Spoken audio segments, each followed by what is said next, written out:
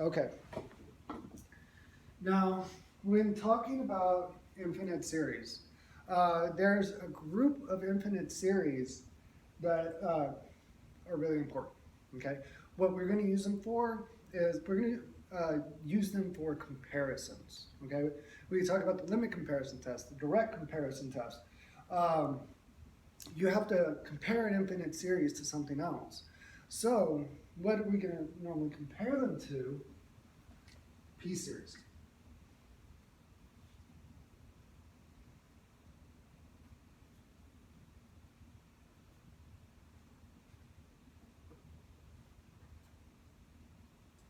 All right. So when it comes to P series, we can say the sum n equals 1 to infinity of 1 divided by n raised to the power of p. This is going to be convergent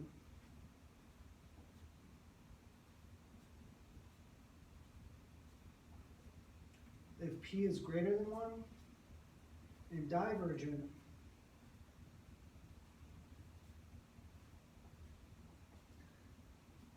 if p is less than or equal to 1. Okay, and the same thing goes for the infinite series. The integral from 1 to infinity of 1 divided by x to the p, an integral with respect to x, is going to be now convergent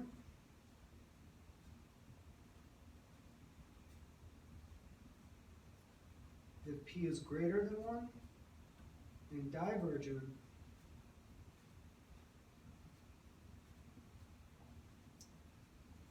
if p is less than or equal to 1.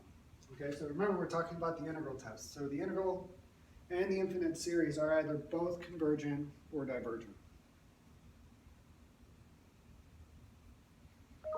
Okay, and now there's a very special one which happens at p which equals 1. And so at p which equals 1, we actually have a name for that infinite series. And so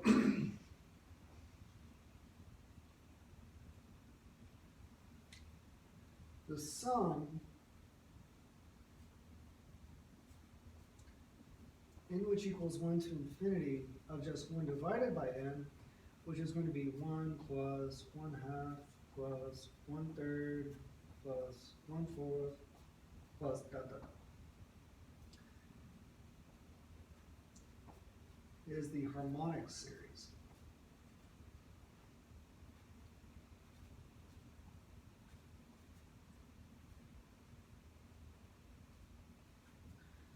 Okay, so now for the harmonic series, there are quite a few ways to prove that this thing is divergent. Memory serves me correctly. I think the first documented case of somebody proving that the harmonic series is divergent is like it was a monk in the 1300s, if my memory serves me correctly. So, why don't we prove that the harmonic series is divergent? And some of the other proofs of the divergence of the harmonic series, they do get kind of complicated. So what we're going to do is we're just going to do the integral test. And check the integral and make sure that if the integral is divergent, then this thing's got to be divergent. All right? Okay. So to do the integral test, we need to satisfy conditions first. Okay? So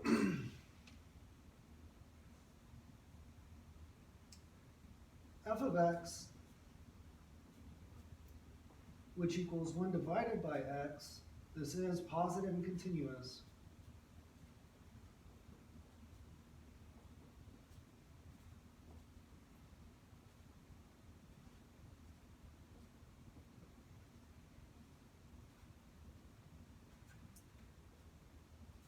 and f prime of x, which would equal negative 1 divided by x squared, is less than 0, so decreasing.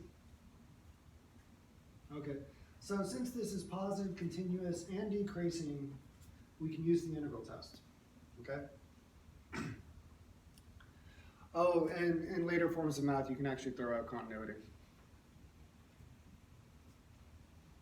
So, we're going to look at the integral from 1 to infinity of 1 divided by x, an integral with respect to x, which will equal the limit as b approaches infinity, the integral from 1 to b of 1 divided by x, this is an integral with respect to x,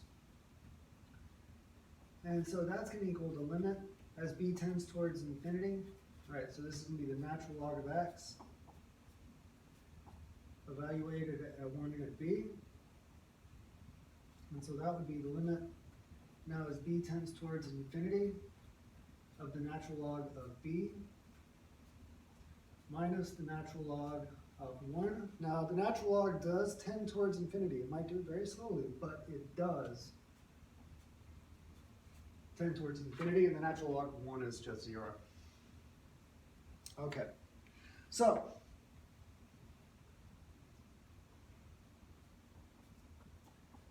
by the integral test,